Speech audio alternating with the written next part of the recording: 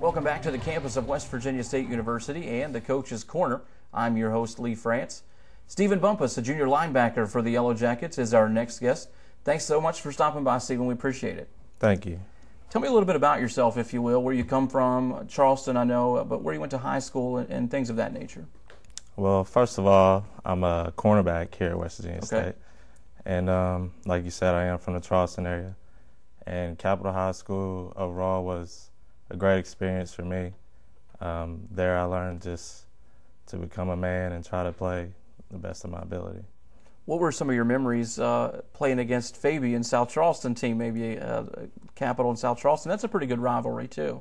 It is. I actually don't remember playing against Fabian, but you know, we only seen him once a year, and I think my first 2 years we didn't play him at all. So. Right. And what about just your overall memories of playing at Capital High School? What were some of the highlights for you? Well, I mean, I have a lot of memories, but I have one in particular that sticks out to me. I think it was my sophomore year of high school.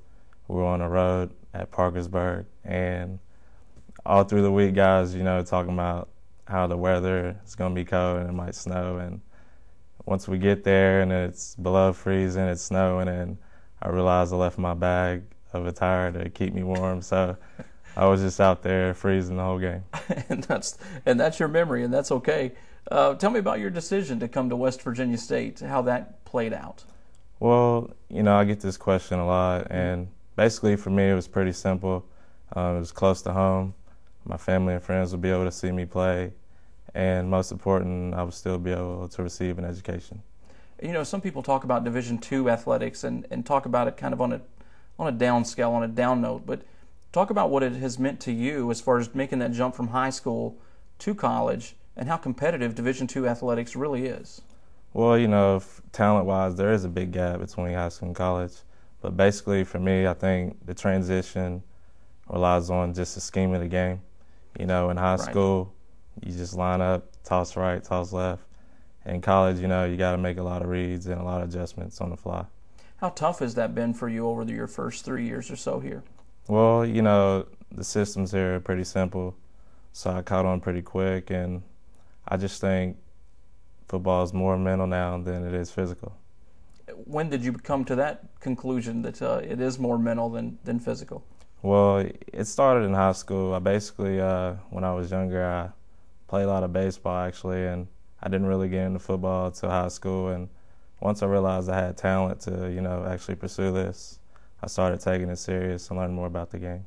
Now, the defense this year has given up some big plays, some long drives, but it is a young team. And I know Coach doesn't like to use that as a crutch. It's not a young team anymore. You've got 5 games under your belt, this team does.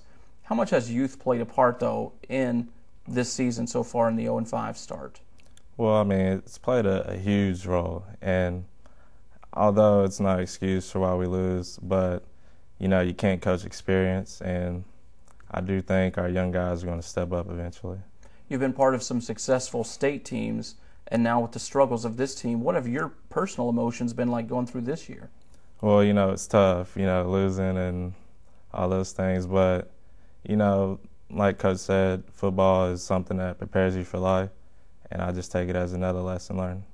No question about that. And now in this game against Seton Hill, although the score was 48-20 final, at halftime you're only 11 points down.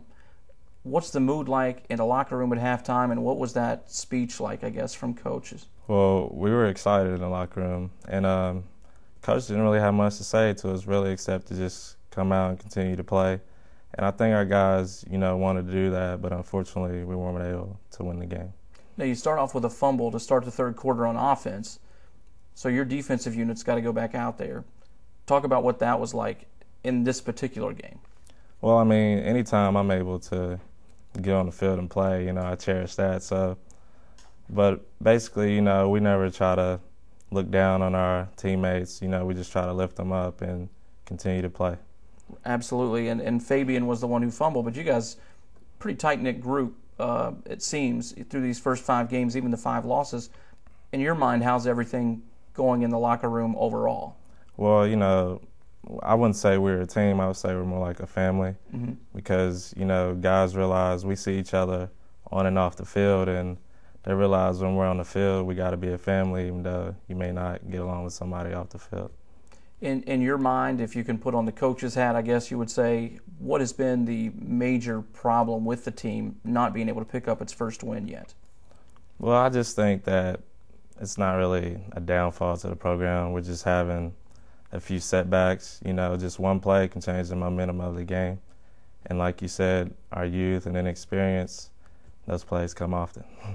Exactly. Tell me a little bit about what you think of Coach Monroe, what he's meant to you over these past few years. Well, he's somebody that I look up to as a person, and he's a pretty straightforward guy. And what I've learned from him is just, to continue to keep your head up, and although things go bad, there's going to be a better day. Homecoming is coming up against West Liberty on Saturday. I asked Fabian earlier about the challenges that West Liberty poses, but especially here on this homecoming week. Talk a little bit about that, if you will. Well, it's an important game for us, and we do want to come out and get the win, so we're studying hard and watching film, and I'm looking forward to playing. And the difference between, a West Liberty or a Fairmont State to you players, I know it shouldn't make a difference, but does it somewhere in your mind, or do you just have to put it out who you're playing and just go play on Saturday? Well, it does make a difference because, like I said, the scheme and the whole concept of the game changes from team to team, and it's important that we know what our opponents are going to do. And with homecoming this week, just you personally, again, with being a local guy from Charleston, what is that like for you, having a lot, maybe more family even, come in to see you play?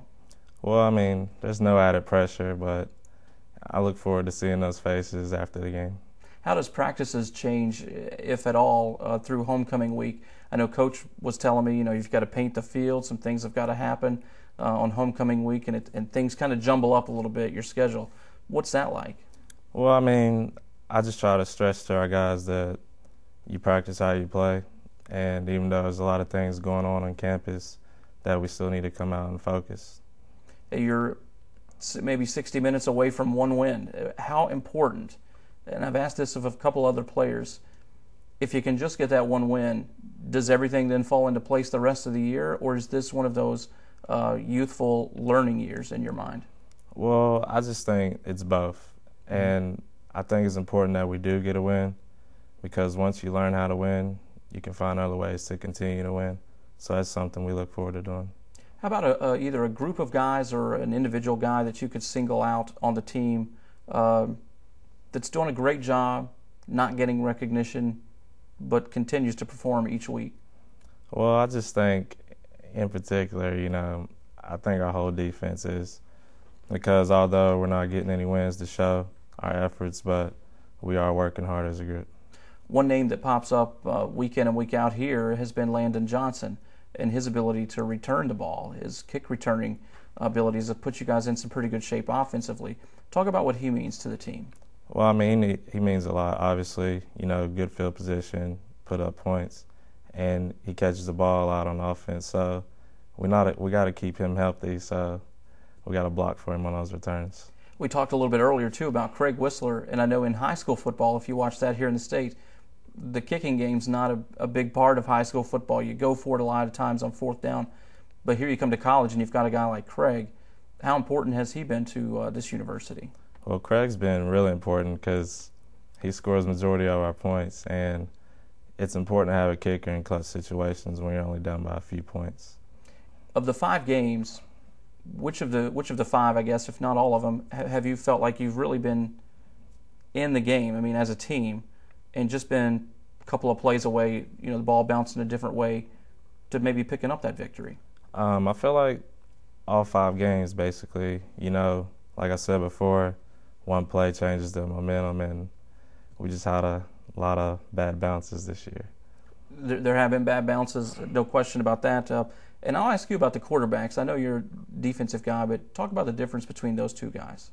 Well, I've had a chance to watch them a few times, and I think, they're both pretty good pocket passers, and they have the ability to scramble.